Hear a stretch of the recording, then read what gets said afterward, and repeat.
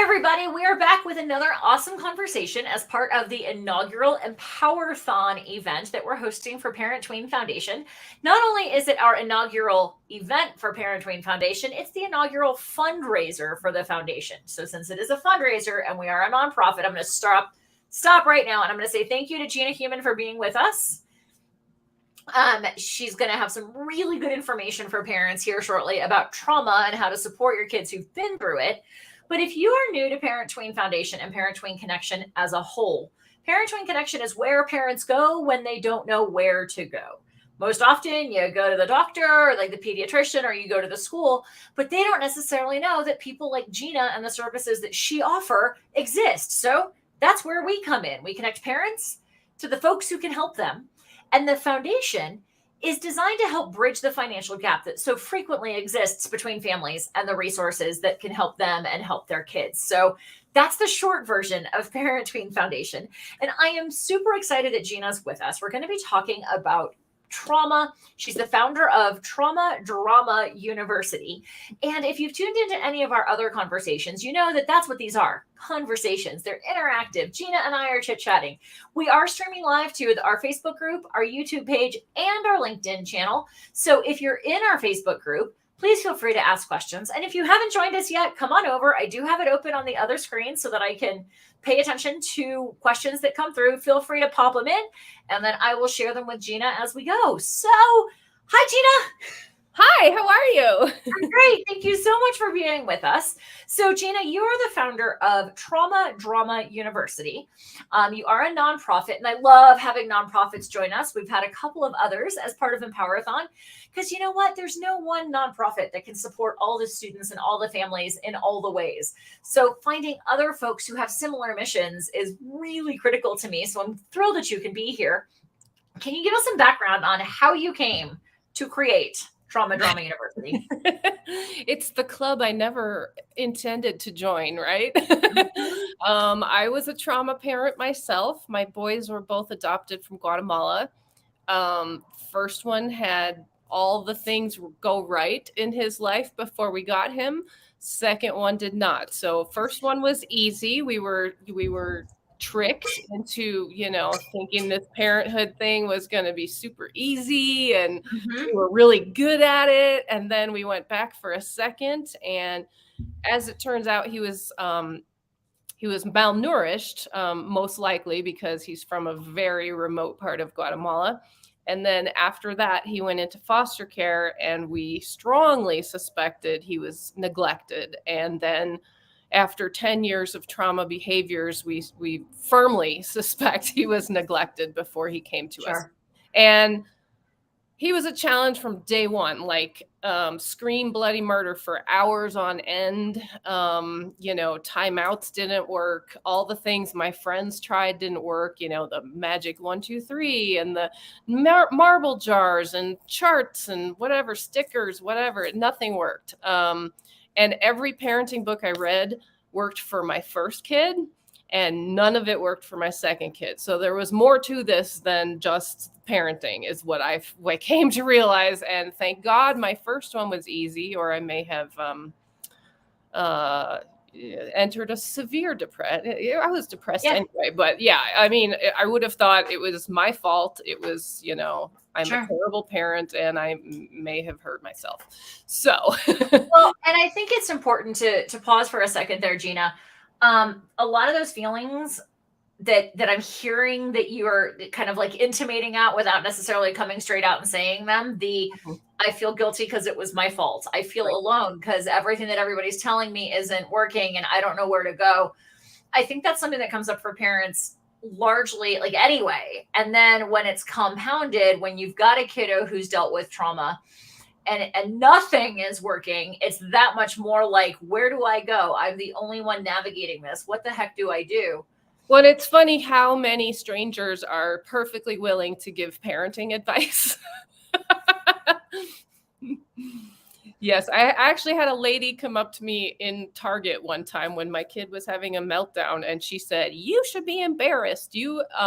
I raised 6 children. None of them ever acted this way in public. You are failing as a mother." And of course, I already felt like I was failing as a mother, so I cried all the way home. and probably all night and thought, yeah, she's right. I don't know what I'm doing. So, but we do have a success story now. And this is why we ended up with Trauma Drama University. After years and years of my son's really strict, really challenging behaviors, we finally found the right kind of therapy. We had tried many types of therapy. We had tried neurofeedback and brain programs and all kinds of expensive things, and nothing seemed to work until we found the right therapist. And that was a family therapy. At the same time, we found a therapeutic school environment, and the school taught us the parent or the techniques that they were using for discipline at the school, and having all of us on the same page. I say it was like the magic triangle, and things finally started to fall into place, and he started to heal, and we all started to heal as a family. So he's now 19. He has a real job in the music industry. He's like so happy now. And now I'm like, I am a good mom because I know that I got him through something terrible, and now he's happy. So happiness is my goal. Well, and I think that's largely, I mean, I think parents in general want their kids to grow up and be happy and successful and be able to fly the coop and that whole bit. I think there's one thing that I've seen from my experience, and full disclosure for anyone who's tuning in for the first time, I'm actually not a mom. I've worked with teenagers for 25 years. So I've got a vast amount of teen experience, but not in the same intimate way that you as parents have, which to an extent gives me some ability to be a little bit less emotionally attached, right? Because it's not my children. And so to an extent, I can be a little bit more objective sometimes. And when I look at the breadth of situations, I would invite folks, even if you don't think your kid has dealt with trauma, or at least trauma to the extent that Gina's kids have, right? Which clearly your younger one had a whole lot going on. The definition of trauma is like, it could be something as simple as like when you were a kid, you were walking by a neighbor's house and the dog barked at you and it scared you and mom didn't come running quickly enough. Like that can land in the brain to an extent. In the same way that severe trauma can. But there's also the case that for kids, from an adaptive perspective, some of them block it out. I know somebody whose child was taken advantage of through her dojo when she was young, by one of the senseis. And she blocked it out until she was older. And then all of a sudden, her entire demeanor was just like, it exploded. And the mom was left going like, what the heck? And even if it wasn't subdued or suppressed, sometimes they don't feel comfortable sharing about an experience. So if you, I guess I would just want to say, like, if you see some of those like extreme behaviors coming up, think about, like, consider whether there could be trauma that you didn't know about. Because it's one thing if you do and nothing's going to work and the traditional parenting strategies aren't going to fly. But then all of a sudden when your kid, like, something changes and you don't, like, I think it's just important for parents to think about. Exactly. And some traumas, believe it or not, can be transferred from mother to child in the womb. If the mother is being abused, physically abused, all of that cortisol goes into the womb and the baby is set up for anxiety from day one. And with adoption, that's going to be a trauma as well. So if the birth mother was uncertain of how she was going to handle this pregnancy, if there was a lot of stress, all of that stress goes to the baby, but then they lose the birth mother in the beginning of their life, and that is considered the primal wound. It's a big hole left in their heart that we need to somehow heal. We can't fix it completely, but we can heal it. Absolutely. So you mentioned that, like, all the parenting books that you read worked for your older kiddo, did not work for your younger kiddo. All the suggestions that your neighbors and, might have had, or friends and family, or those nasty people in Target, right? Of like, why is it from your perspective that quote unquote regular or normal parenting tactics don't work with kids with trauma? Well, Dr. Bruce Perry is my favorite trauma expert, and he talks a lot about when the trauma occurs. And if the trauma occurs in the first year of life, it's going to be a lot harder to recover than if more trauma occurred at age 12, because you've had that foundation. So the foundation is the biggest part, and that's when your brain is developing. And what happens in that first 3 months of life specifically is that you're learning how to attach with people. You're learning how to trust people. And if you cry and cry and cry and nobody comes to feed you, nobody comes to change your diaper, or if it's inconsistent, like sometimes it's hours on end, sometimes it's right away, that can put the brain into fight or flight at all times. And so that's the real problem with regular parenting, is that we're expecting these kids to have skills to be able to understand, if I do this, then this happens. Right. And that is what occurs in the temporal lobes. The temporal lobes won't develop if you're stuck in fight or flight. So now you're asking kids to learn from something, and they don't have the skills to learn from. They don't have the brain connections that they need. Yeah, they literally don't have the physiological adaptations. Yeah. And so they can't do those things. Yep. And so for them, connection is more important than compliance, because once we can get that connection, we can get them out of fight or flight at all times. And it's funny because I believe it's Dr. Ross Green says, kids do well if they can. And that to me was like a huge win from a mothering perspective. I was like, wait, so kids do well if they can. So if your child is not doing what you ask them to do, then something else is going on, and we've got to figure out what skills they're missing and how we can teach them those skills. Awesome. Okay, so that was a perfect segue into the second point that you wanted to make, which is that connection is supreme, right? You have to have that connection in order to have any kind of cooperation. Exactly. And one of our other speakers with Empower-a-thon, and for the life of me, I can't think of who it was right now. I've met so many, I've talked with so many amazing professionals, said that you have to connect before you can correct. Right, exactly.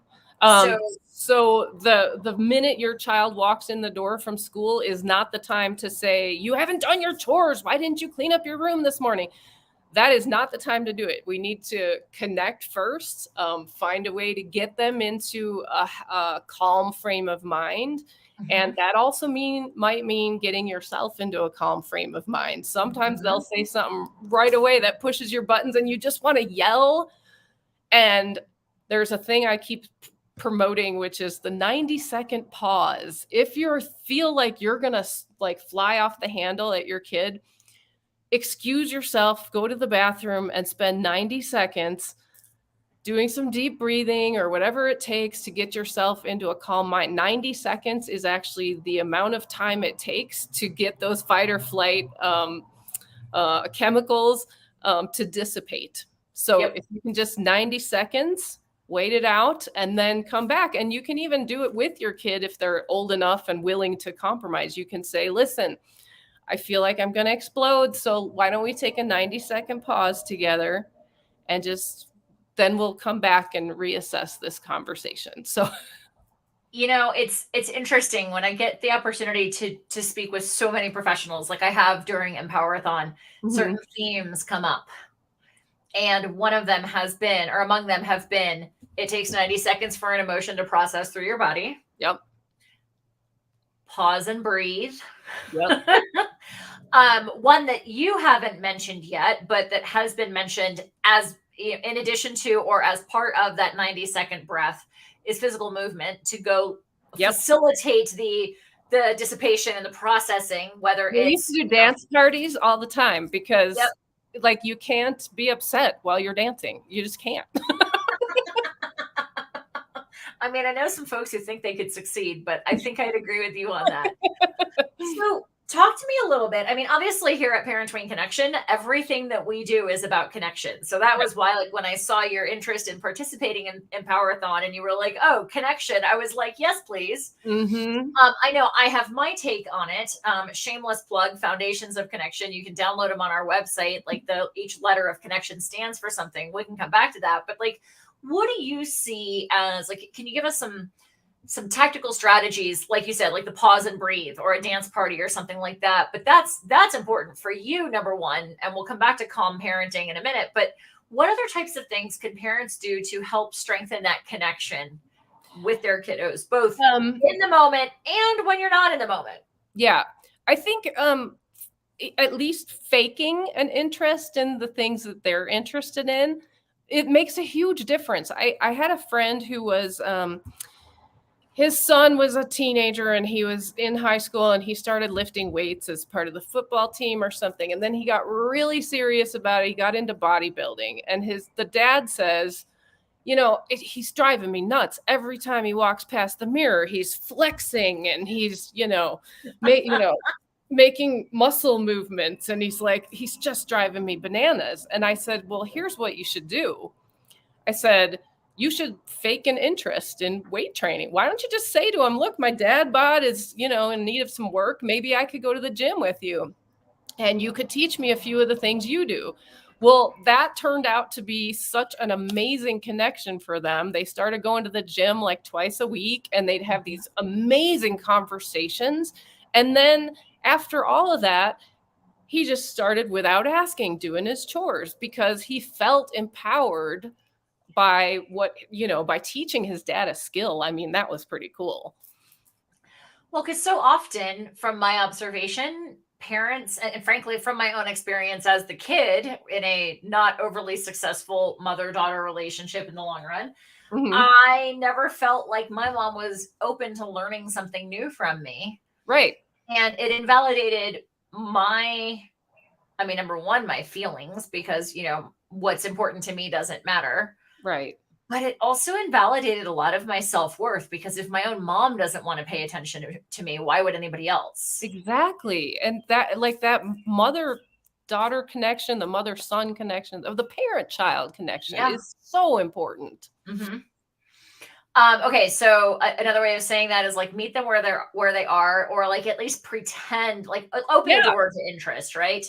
Frankly, I think that works with partners too. My husband is an avid hockey player, and there are times I'm sitting here going, oh my God, when is the Stanley Cup playoff series going to be over? Because I'd like to talk to my husband about something other than hockey.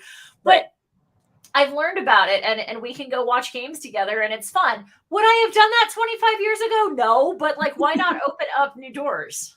Right. And my kids are very into EDM music. They're both music producers now, and they're both in the music scene and everything. And this started when my older son was 15.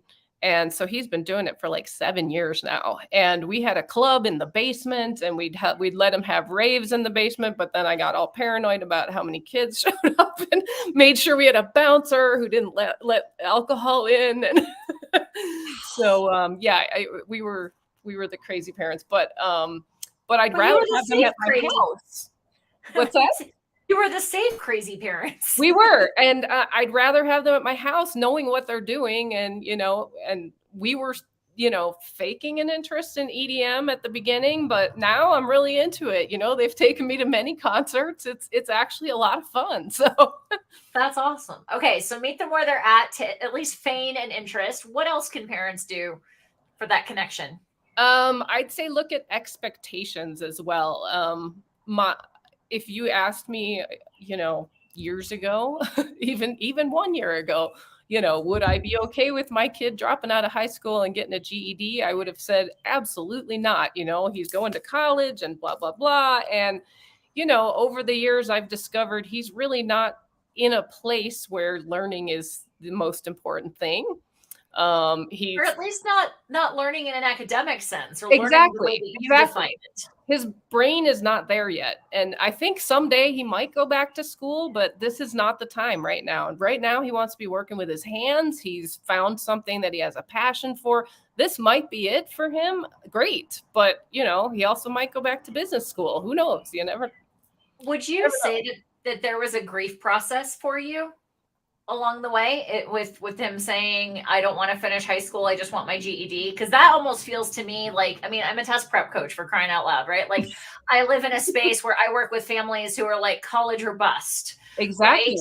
And like I've had parents say to me like, well, I consider community college a failure, like I will have failed as a Right. parent.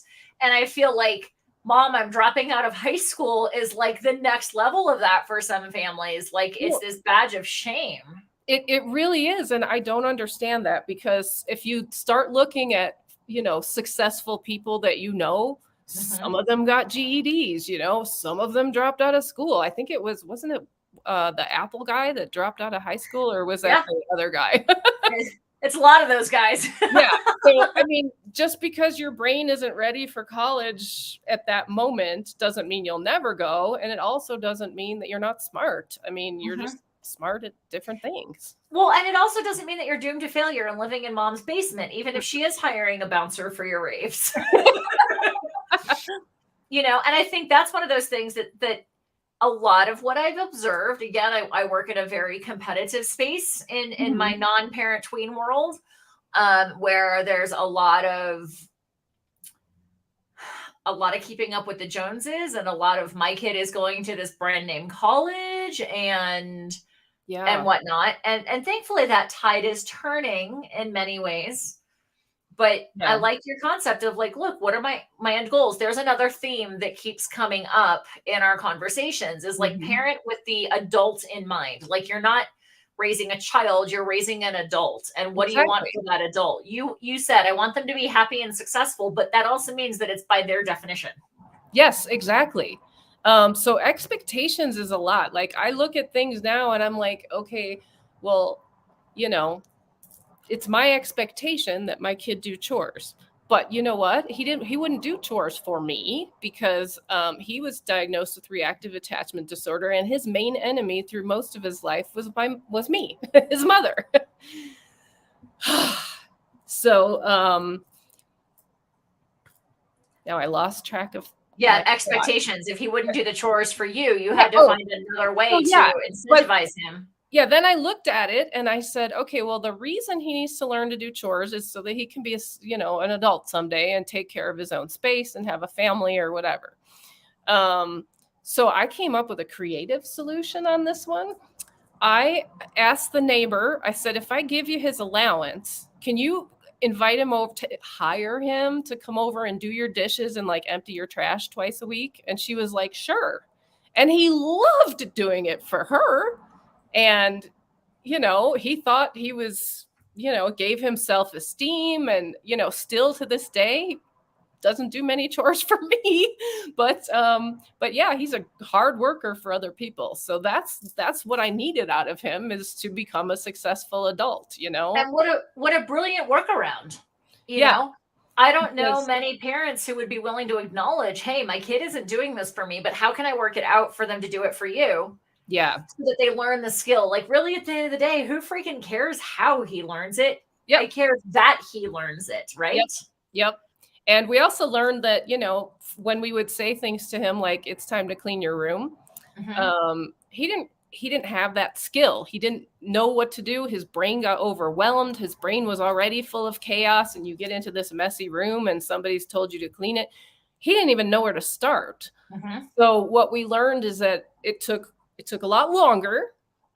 We had to do it with him many times. His dad would go in, like, I want to say every other week, and Hmm. they would go through the room and clean it out. Otherwise, I was like, yeah, it's your thing. Just close the door. Right. As long as there's Well, nothing growing in there, I was like, exactly. it's not important to him that his room is clean, but it's important to me that the rest of the house is clean, so he can leave his room messy. Well, and again, that's a reframing of your expectations, right? And we Yep. had a conversation with Scotty Weintraub back during the first week of Empower-a-thon, She supports families with kiddos who deal with neurodivergencies, Mm-hmm. which certainly a kiddo who's navigated trauma absolutely does. Oh, yeah. To your point of like the temporal lobes just physiologically don't develop in the same way, so they can't respond the same way. Yep. And, her business is called Reframe Parenting, because it's all about like, you've got to reframe the way that you approach things, because Mm-hmm. if what's working isn't, or what's happening isn't working, we've got to readjust somehow, some way. Exactly. And we have to stay up with the times too. I mean, we were raised in a generation where there were no cell phones, there was no internet, Right. we have to adapt to that. And we can't always do it by just saying, well, you're not going to have a phone. I didn't have a phone, because now they're outcasts with their friends, so we have to And find. that doesn't help the It situation. doesn't. It really doesn't. So talk to me. You referenced this earlier about staying calm. And I think that one of the things that I've heard from a lot of professionals is like, hey, we're the ones as the adults with the fully formed frontal lobes of our brains. That's where executive function, self-regulation, those types of things happen. So even for kids who haven't navigated trauma, that's the last part of their brain to develop. And asking a kid on top of that who's dealt with trauma to regulate themselves is pretty unreasonable. So we're the ones who have to. Right. We've got to stay calm. Yes, So how do a we do regulated adult or a dysregulated adult cannot regulate a regulated child. That's a saying in the industry. So yes, we need to find ways to keep ourselves calm. Like I said, the deep breathing, I know when you're traumatized yourself, though, somebody tells you deep breathing and you're like, no. But I had to actually address my own trauma through this whole process. We did a family therapy that was kind of the catalyst to us getting the rest of the right help and finding the magic triangle. But in that therapy, we discovered that I was a trauma kid myself. My parents were divorced, and there were some issues there. So, and then I had a best friend who was killed and a next door neighbor who committed suicide. And like, it was just, I had a lot of young trauma that I never really got help with. I never really talked about. I just moved on, and it was all, trauma stays in the body. So, I had my first life coach that I ever worked with, or first mentor. I was probably late 20s or so about this time. He described like when you have a situation where you engage with somebody else and your reaction is just so extreme and you recognize that you're dysregulated. That's the first key, right? Is recognizing that you're about to lose your ever loving mind. Yes. Or have lost your ever loving mind. Looking at it, and he said that our experiences, traumatic or otherwise, but especially the traumatic experiences, they're kind of like a washcloth or a rag that has been drenched in gasoline, and it's just sitting there waiting for a spark.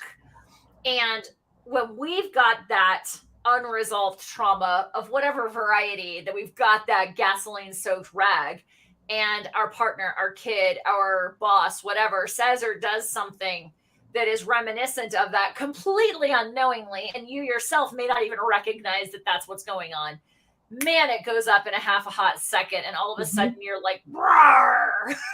In the worst of our trauma story, my kid was punching holes in the walls, destroying electronics. He would pull a knife on us, so we had to start locking up all sharp objects. It was really frightening, and nobody understands what's going on and why. They think, oh, you just must be a terrible parent. But during that time, I started finding myself screaming at customer service people, complain. Oh my God, I was just awful. And I know that was my trauma brain. I was in fight or flight. I was constantly hyper vigilant and thinking that everybody hated me. So I really we all had to, heal from trauma together. Yeah, absolutely. Gina, we could talk forever. You're one of my favorite people, and I'm thrilled to be participating in your upcoming Chaos in the Park events here in Highlands Ranch, Colorado. For any of you who are tuning in, who are in the Colorado area, She's got 3 big events this summer. The first one is this coming Saturday, actually June 3rd. So come see us out in Central Park. Yeah, that is June. Holy cow, that's this Saturday, right? This Saturday. And my kids are the first 2 musicians. And then in July, we have an alternative band. And in August, we have a classic rock band. And my board members are just extremely talented. So I'm using them. That's fantastic. Well, I know last year's event that we participated in was fantastic. We're looking forward to being there. Anybody tuning in, come check it out. Parent Tween Connection is going to be there. We are one of their supporting vendors. Yay! So come say hello and meet Gina, meet me and my husband and business partner, Joe. And we'll have food trucks and we'll have all kinds of fun stuff to do. I think we have a tarot card reader now. So it's going to be fun. Yeah. I'll hit them up. Check it out. Awesome. All right. Well, I want to say thank you to you again, Gina, and to the folks tuning in. If you tune in anytime before the 18th of June, which is Father's Day here in the US, like I mentioned, this conversation is part of Empower-a-thon. Gina has said that she's going to do everything she can to help us raise some money. And if it turns out that she is the fundraisingest professional among all of our speakers, we are going to donate 20% of the proceeds that come in through her donation link, which you can find in all the places where we're broadcasting. 20% of whatever comes in through her link will be donated back to the nonprofit of her choice. And you're probably not surprised to know that that is actually her foundation or her organization, the Trauma Drama University. And so can you give us just kind of a snippet of what Trauma Drama University does for families, for kids? We have 4 online classes about trauma, the trauma brain, trauma parenting. They're all free. We also have a YouTube channel. We're trying to throw out like quick, short tips for parenting, book recommendations, things like that. And then we are hoping to start some support groups really soon. We need to get more people in and involved, but we're still really new. So as soon as we get some more people in, I want to start doing support groups and mentor moms and all kinds of things. So fantastic. So you can find all of that information, all the places that Gina is online. You can find them in the descriptions of all of our events, everywhere where we're coming live. So definitely check it out. And Gina, thank you again so much for being with us. I appreciate you. Thank you for having me. Have a good one, everybody.